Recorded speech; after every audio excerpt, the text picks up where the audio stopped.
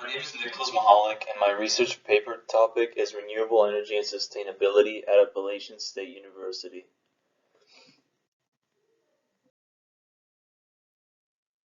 Climate change is a very serious problem in the world, and with rapidly increasing population and developing industry, it will only get worse.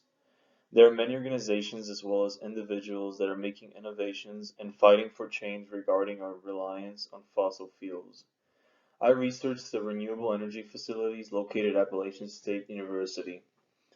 I've always cared dearly about the environment and have a great interest in environmental sustainability. I wanted to learn about my college's commitment to clean and renewable energy. I also wanted to get information on what facilities and systems Appalachian State University has in place and how they all function on campus. Furthermore, I wanted to see how students could get involved to help.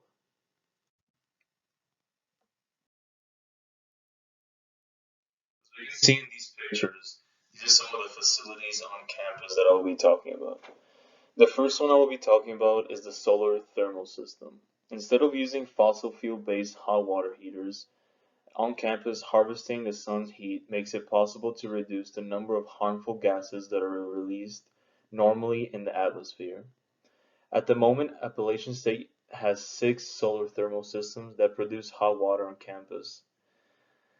The photovoltaic system demonstrates efficiency as a renewable energy source and provides research opportunities that help scientists, teachers, and students understand the future of renewable energy on the planet. There are currently 10 photovoltaic systems that produce electricity on campus and at satellite sites nonstop. The next type of energy system I want to talk about is the wind power, which is one of the most important forms of renewable energy employed at Appalachian State University. Wind energy provides carbon-free energy to the Appalachian State community as well as providing commitment to lessening the environmental footprint. The wind turbine Broyhill 100 was actually the largest wind turbine in the state of North Carolina at the time of its manufacturing. It actually stands at more than 152 feet tall.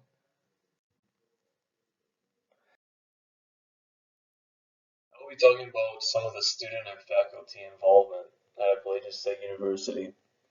Almost every system at App State is funded by the Appalachian State Renewable Energy Initiative, which is a student-led, student-funded organization.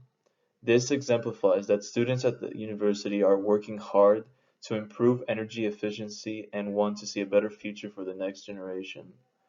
The American College and University President's Climate Commitment, the ACUPCC, was a high visibility effort to address global warming by creating a network of colleges and universities that had committed to reduce their greenhouse gas emissions and accelerate the research. Appalachian State is one of these universities that has been working hard to cooperate with other universities in order to come up with decent plans to be able to promote renewable energy around the state.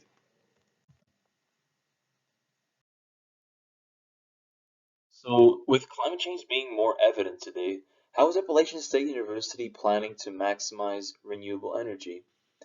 As the data and assessment specialist, Jim Dees, is involved with the ACU-PCC climate action planning process and the university's renewable energy resource responsibilities to the state of North Carolina. He guided me through data on carbon emissions and thoroughly made it clear to me how Appalachian State University is managing funds for large projects.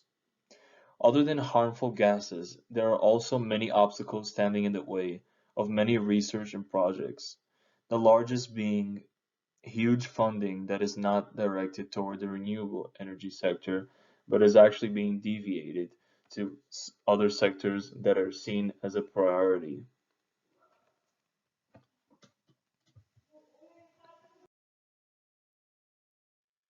As I talk about renewable energy, the most important document I must discuss is the Appalachian State University Climate Action Plan. This plan serves as both a roadmap to guide Appalachian State University towards climate neutrality and a billboard to celebrate the achievements along the way.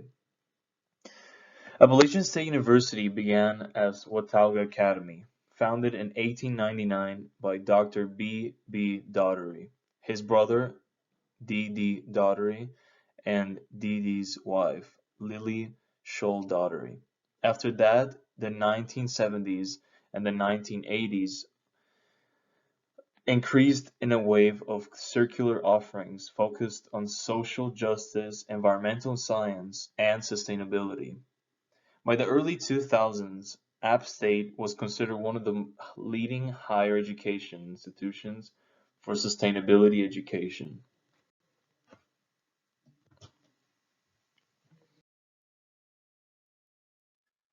As I come to the end of my presentation, I wanted to talk about what primary sources I used.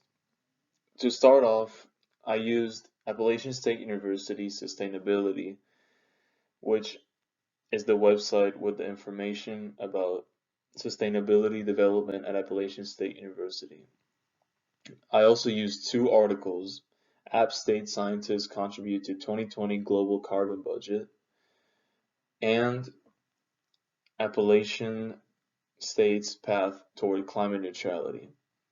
I also used the document of Appalachian State University's Climate Action Plan, which had most of the information that is inside of my paper. Appalachian Energy Summit 2020 webinar series was a series that gave information about Appalachian State's plans coming into the future over the years and how funding will be managed.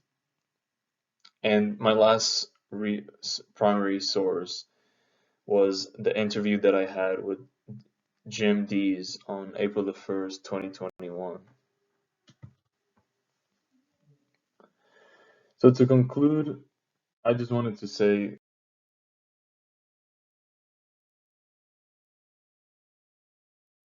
finally reached the conclusion of this presentation.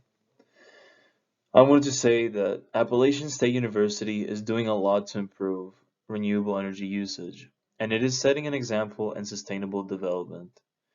There will have to be many changes, though, in the future if we want to be totally carbon neutral. I do believe that with all the scientists and professionals working hard, developing technology, and doing research, we will be able to achieve momentous growth in renewable energy. And with the newer generation coming up and all the activism that is seen right now a day, I am sure that there will be a positive change in the planet.